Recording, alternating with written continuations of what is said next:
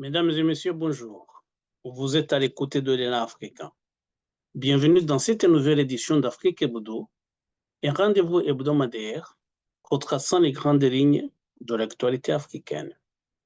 Au sommaire, les États-Unis ne savaient plus comment maintenir leur présence militaire sur le continent africain. Le Niger et le Tchad ont demandé le départ de leurs troupes alors que les Russes ne cachaient plus leur appétit pour prendre la relève. Les Congolais sont furieux et demandent à leurs dirigeants de prendre des décisions concrètes pour mettre fin à la guerre à l'est de leur pays.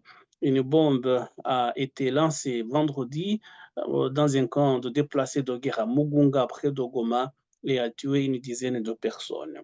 Le président ougandais, Yoweri Museveni, critique sévèrement la Banque mondiale. Le président ougandais reproche à l'institution de Bretton Woods de chercher des profits plutôt que de favoriser la prospérité. Bienvenue encore.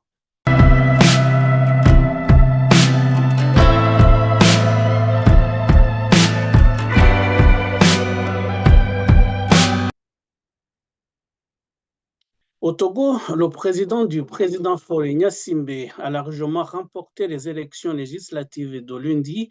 C'est ce qu'a annoncé samedi la commission électorale, ce qui va permettre au chef de l'État togolais, Gnassingbé Eyadema, de rester au pouvoir en vertu de la nouvelle constitution adoptée en avril dernier.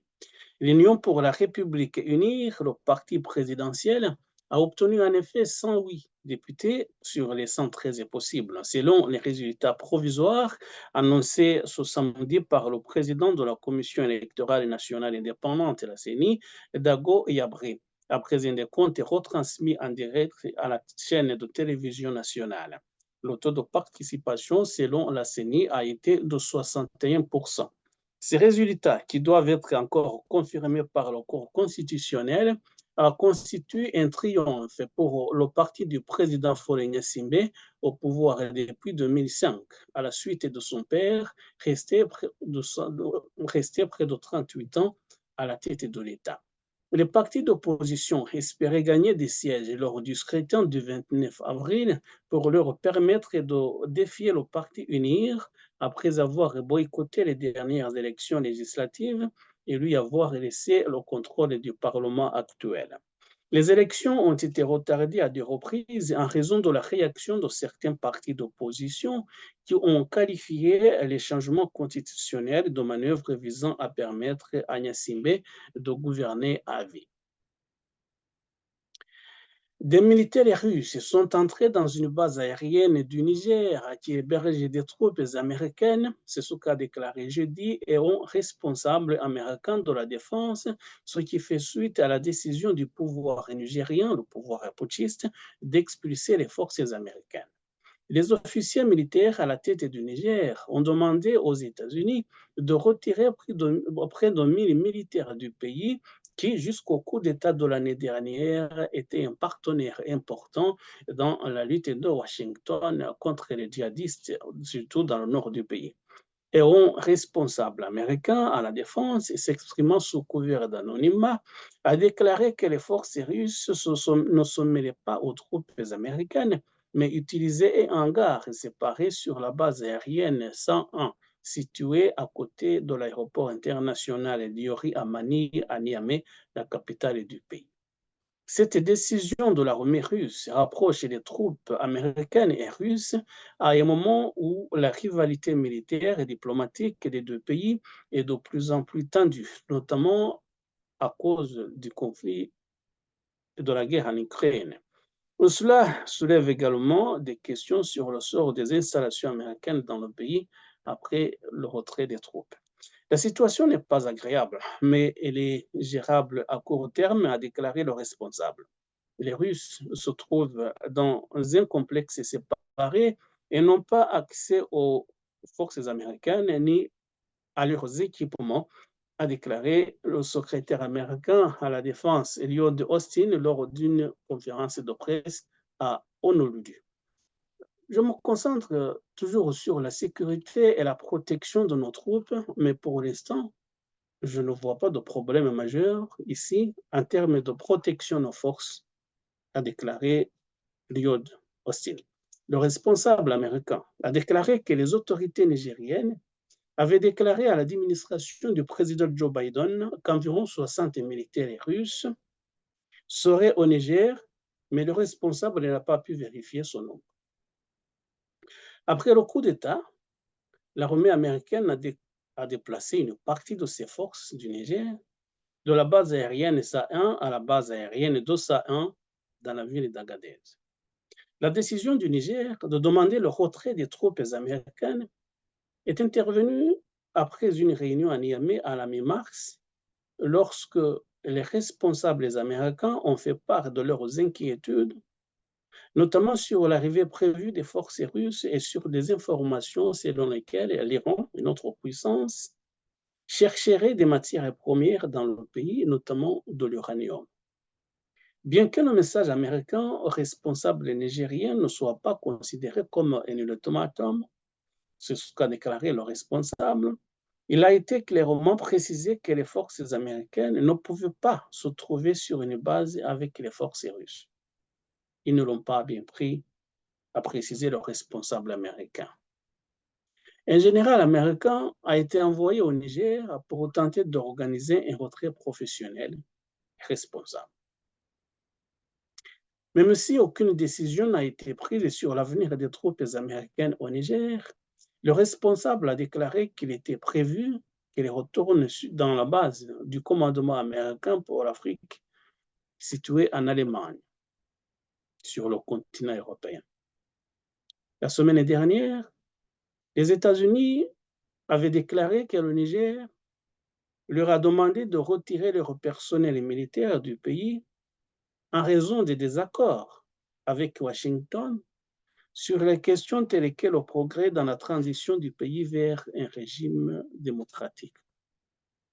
Je pense qu'ils ont demandé notre retrait parce qu'ils n'étaient pas disposés à répondre à nos préoccupations, a déclaré le responsable qui a requis anonymat.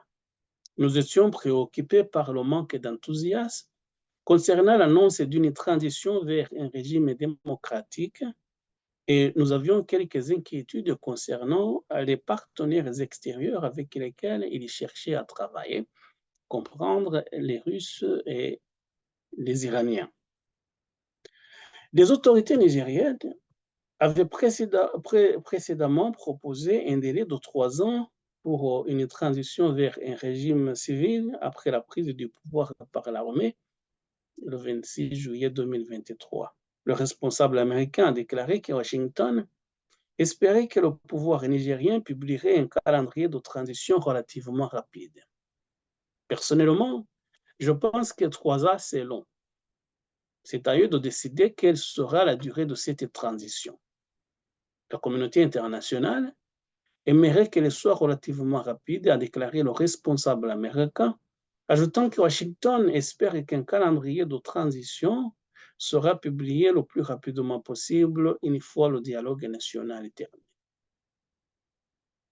On ne sait pas exactement vers quels partenaires régionaux les États-Unis pourraient se retourner après le retrait des troupes du Niger. Le responsable a déclaré que Washington ne participait à aucune discussion au-delà de ce qu'il a habituellement, soulignant que l'intention des États-Unis était de travailler en étroite collaboration avec des partenaires démocratiques qui accueillent favorablement l'aide, la formation et l'équipement des États-Unis. Dans le même temps, alors que les États-Unis avaient annoncé qu'ils retiraient la plus grande partie de leurs troupes du Tchad, le général Michael Langley du corps des marines des États-Unis, commandant du commandement américain pour l'Afrique, a annoncé mardi que l'armée américaine envisageait de retourner au Tchad d'ici un mois pour discuter de la révision de l'accord lui permettant de maintenir ses troupes. Il a déclaré que le retrait des troupes américaines du Tchad devrait être temporaire et que le Tchad a fait savoir à Washington qu'il souhaitait poursuivre le partenariat de sécurité après l'élection présidentielle prévue demain, 6 mai. Nous reviendrons pour discuter d'ici un mois pour voir de quelle manière et ce dont ils ont besoin pour pouvoir renforcer davantage leurs dispositifs de sécurité et également contre le terrorisme, a déclaré le général Langley. Langley a déclaré que le retrait des forces américaines était une étape temporelle dans le cadre d'un examen en cours de notre coopération, je cite, en matière de sécurité qui reprendra après l'élection présidentielle du 6 mai au Tchad. Dans la lettre datée du 4 avril, adressée au ministère tchadien des Forces armées, le chef d'état-major de l'armée de l'air, Idriss Amin Ahmed, a déclaré qu'il avait demandé à l'attaché militaire à la défense de suspendre les activités américaines sur la base aérienne d'Adji Kosei, puisque les Américains n'avaient pas fourni de documents justifiant leur présence. L'armée américaine avait alors décidé de retirer une partie de ses troupes du Tchad. Une frappe aérienne a tué au moins 9 personnes, dont 7 enfants vendredi, dans un camp de réfugiés déplacés, dans un camp de personnes déplacées dans la ville de Goma, à l'est de la République démocratique du Congo. Des sources congolaises non officielles affirment que ce sont des rebelles du M23 qui sont les auteurs de cette attaque. La guerre menée depuis 2 ans par le groupe rebelle M23 soutenu par le Rwanda s'est rapprochée de Goma ces derniers mois, incitant des milliers de personnes à chercher refuge dans cette agglomération. Après avoir pris le contrôle de la cité minière de Rubaya, les rebelles du M23 sont arrivés dans la cité d'Ongungu et ont également progressé jusqu'à Kisuma depuis la matinée du jeudi 2 mai. Et la veille, soit le 1er mai, le M23 avançait jusqu'à Mululu, au Runigi, dans les hauteurs de Kanyinzuki et à Mema, près de la ferme agro-pastorale de Kisuma. Depuis l'occupation de la cité minière de Rubaya, riche en coltan, manganèse, cassitérite, les belligérants utilisent des creuseurs retrouvés sur place pour piller des minerais selon des sources congolaises. L'attaque du camp de déplacés de Mugunga a suscité de vives émotions dans le pays, et le président Tshisekedi lui-même, qui était en déplacement sur le continent européen, a décidé d'écourter son séjour. Il a exprimé son émotion dans des termes très durs. Nous l'écoutons. Tenu compte de cela, il poursuit son acharnement contre nos populations. Et malheureusement, ils vont grossir la liste très très importante des victimes déjà causées par ce pays voisin pour des raisons aujourd'hui évidentes qui sont celles de piller les ressources de la République démocratique du Congo. Ça n'a rien à voir avec une quelconque idéologie politique. Ce qu'ils font, ce que fait le Rwanda dans notre pays, c'est une guerre économique qui, évidemment, profite à beaucoup d'autres intérêts internationaux, ceux-là. Et c'est ce qui nous détermine à combattre ce mal, et nous n'allons pas baisser les bras. Je vous garantis que nous gagnerons ce combat, quoi qu'il en coûte.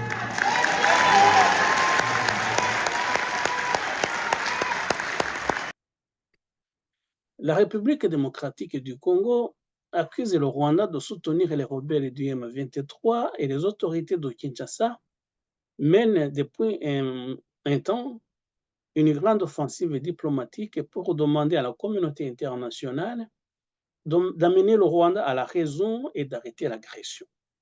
Lors de sa visite en Allemagne et à Paris au début de la semaine, le président Félix Tshisekedi a beaucoup insisté sur cette agression de son pays fait l'objet de la part du Rwanda voisin. À Paris, Le président Macron a expressément déclaré aux côtés de son homologue congolais que le Rwanda doit retirer ses troupes du territoire de la République démocratique du Congo. La France condamne fermement l'action de tous les groupes armés, et particulièrement l'offensive du M23, qui doit cesser les combats et se retirer de l'ensemble des territoires qu'il occupe. Tous les groupes armés, je dis bien tous, doivent être désarmés progressivement, démobilisés. Et c'est un recours plein et entier à votre souveraineté qui doit s'en suivre. Le Rwanda, je l'ai redit au président Kagame dans un échange récent, doit cesser son soutien au M23 et retirer ses forces du territoire congolais. Je lui ai redit et je le rappellerai dans les prochains jours. Et l'urgence est à la désescalade. Il est également important, dans le même temps, de lutter contre les discours de haine et l'action des anciens génocidaires du FDLR.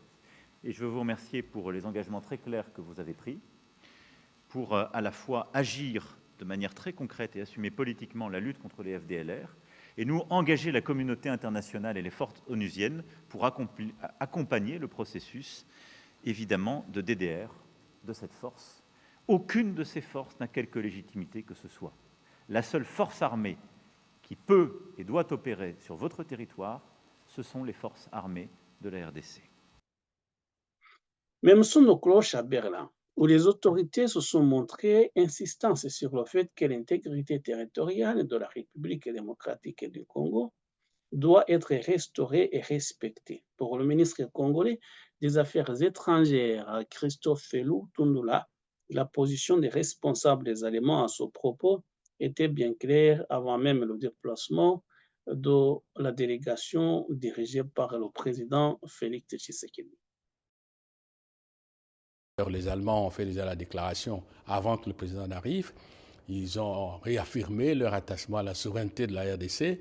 Ils ont dénoncé la présence des militaires rwandais en territoire congolais et réitéré l'invitation que pratiquement les pays de l'Union européenne adressent au Rwanda de retirer ses troupes de la RDC. Et nous avons insisté sur le fait que les déclarations, c'est bon, mais l'action, c'est encore mieux.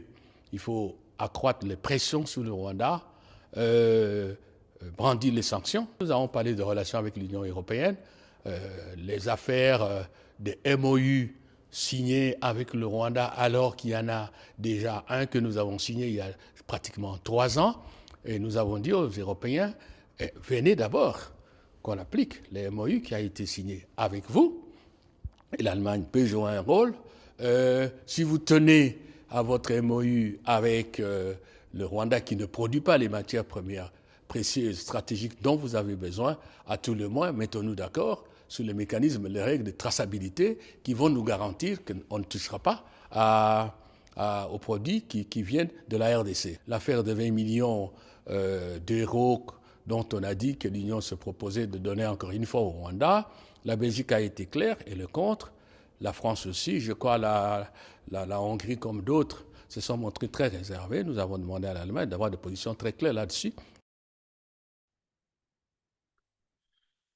Le président ougandais Yoweri Museveni n'a pas mâché ses mots lors de son discours au sommet des chefs d'État africains. Lors de son discours au sommet des chefs d'État africains de l'Association internationale de développement IDA de la Banque mondiale à Nairobi, c'était au début de cette semaine, lundi et mardi. Dans son discours, il a évoqué le fait que les crises actuelles en Afrique avaient été prédites il y a plus de 60 ans. La crise qui existe aujourd'hui en Afrique est due à des erreurs philosophiques, idéologiques, stratégiques et économiques dont on parle depuis les années 1960. Ce n'est pas un hasard, a déclaré le président ougandais. Il a ajouté que l'effondrement de certains États africains était évitable, mais qu'en raison des circonstances, certains pays sont restés en ruine. J'ai été très heureux d'entendre le président de la Banque mondiale parler de prospérité plutôt que de profit. Ce sont ses propres mots, a déclaré le président Museveni, ajoutant que le problème est que l'aide apportée à l'Afrique était destinée à faire du profit et non à aider directement les Africains. Le président Museveni, qui est président de l'Ouganda depuis près de 40 ans, il semble souvent l'oublier, a souligné le principe directeur de la Banque mondiale consistant à favoriser le développement durable en Afrique. Pour le président Museveni, si la Banque mondiale et les autres partenaires de développement voulaient vraiment aider l'Afrique, ils devraient alors investir davantage dans l'électricité, les infrastructures ferroviaires et l'irrigation. Yoweri Museveni a également insisté sur le rôle du secteur privé dans la croissance économique. Le secteur privé a besoin de faibles coûts de production. Il s'agit notamment des faibles coûts de transport qui proviennent du chemin de fer. Si le chemin de fer n'est pas financé, comment parviendra-t-on à réduire les coûts de transport? S'est interrogé le président Museveni. Il a également souligné les implications économiques d'un approvisionnement électrique peu fiable. Si vous ne financez pas l'électricité, vous ne pouvez pas parler de développement durable, a déclaré le président Museveni s'adressant aux représentants de la Banque mondiale. Je n'accepte plus de telles absurdités de la part des responsables néocoloniaux. L'Ouganda se développe et continuera de se développer, a ajouté le président ougandais depuis 38 ans. Museveni a également critiqué ce qu'il définit comme une idée insensée. Pourquoi prenons-nous des prêts pour le développement des capacités? Ils vous appellent dans un hôtel, vous mangez et vous partez, et ils appellent cela le développement des capacités. S'est interrogé le président Museveni, conseillant que le renforcement des capacités devrait être pratiqué sur le terrain et non par le biais des séminaires. La croissance est tirée par le secteur privé, vers laquelle se tournent de nombreux pays africains, a également été un point de réflexion lors du discours du président Museveni. J'ai essayé d'emprunter de l'argent à la Banque ougandaise de développement, UDB, une banque qui finance des fabricants, mais je n'ai reçu aucun soutien, a déclaré Museveni, ajoutant que si les partenaires de développement étaient sérieux, ils parleraient davantage de financement à faible coût pour le secteur manufacturier. Il a également abordé la question de l'économie de subsistance et a proposé d'intensifier les efforts visant à encourager l'économie monétaire. De nombreux Ougandais vivent au jour le jour. Ils produisent uniquement pour manger. Nous devons maintenant passer à une économie monétaire dans laquelle chacun peut se permettre de manger, mais aussi d'économiser ou d'investir de l'argent, a insisté le président Yoweri Museveni, qui est au pouvoir depuis près de 40 ans. Je le répète, il conseille aux autres de faire ce que lui n'est pas parvenu de faire. N'a pas fait, n'a pas voulu faire. Le président Joseph Boakai a signé jeudi un décret visant à créer un tribunal pour crimes de guerre afin de rendre justice aux victimes des deux guerres civiles au Libéria, caractérisées par les massacres généralisés, des actes de torture et des violences sexuelles. Nous sommes au Libéria. Des organisations de défense des droits humains ont décrit comment des filles étaient victimes de viols collectifs, tandis que les enfants étaient recrutés pour se battre, souvent après avoir été témoins du meurtre de leurs parents. Les guerres civiles consécutives ont tué environ 250 000 personnes entre 1989 et 2003 au Libéria. La loi a été adoptée par le Parlement et le Sénat et approuvée par une majorité de parlementaires dont certains pourraient faire l'objet des poursuites eux-mêmes. La conviction qui nous amène ici aujourd'hui est que pour que la paix et l'harmonie aient une chance de prévaloir, la justice et la guérison doivent parfaire leur temps, a déclaré le président Joseph Boakai dans un communiqué. Les victimes et les militants pour la justice réclament depuis des décennies un tribunal pour juger les personnes accusées de crimes de guerre. En 2009, une commission Vérité et Réconciliation d'après-guerre a dressé une liste de personnes à poursuivre pour crimes de guerre, mais le gouvernement n'a pris aucune mesure. La justice était l'un des sujets majeurs de la dernière campagne présidentielle, campagne justement qui a porté le président Joseph Boakai au pouvoir en battant le footballeur qui était au pouvoir jusqu'alors. Le comité Vérité et Réconciliation d'après-guerre du Libéria a répertorié 8 personnes comme dirigeants de factions belligérantes, dont 2 qui siègent actuellement au Sénat. Tous 2 ont voté la loi, y compris l'ancien chef de guerre et sénateur Prince Johnson, qui a déclaré qu'il la soutenait parce que ses électeurs avaient besoin de justice. Prince Johnson a également été nommé premier sur la liste des auteurs les plus notoires du comité et est accusé, entre autres, de meurtre, d'extorsion, de massacre, de torture et de viol. Parmi les autres dirigeants nommés par le comité en 2009 figurait l'ancien président Charles Taylor. Charles Taylor est emprisonné au Royaume-Uni où il purge une peine de 50 ans de prison pour crimes de guerre, notamment meurtre, viol et utilisation d'enfants soldats. Il a été le premier ancien chef d'État condamné par un tribunal international et pour crimes de guerre depuis la Seconde Guerre mondiale.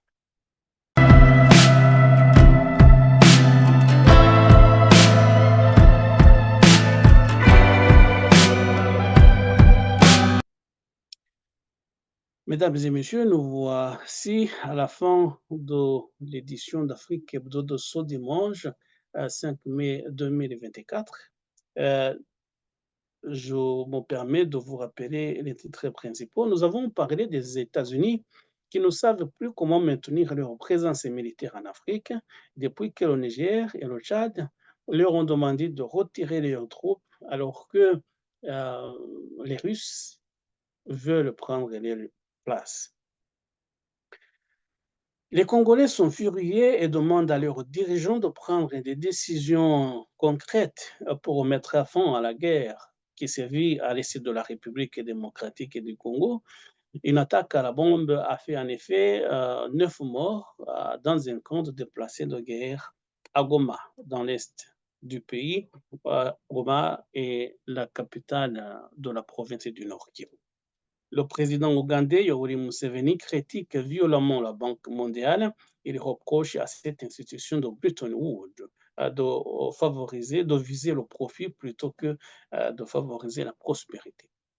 Mesdames et messieurs, merci de votre attention. Je vous retrouve dimanche prochain pour une nouvelle édition d'Afrique Hebdo. D'ici là, passez une excellente semaine.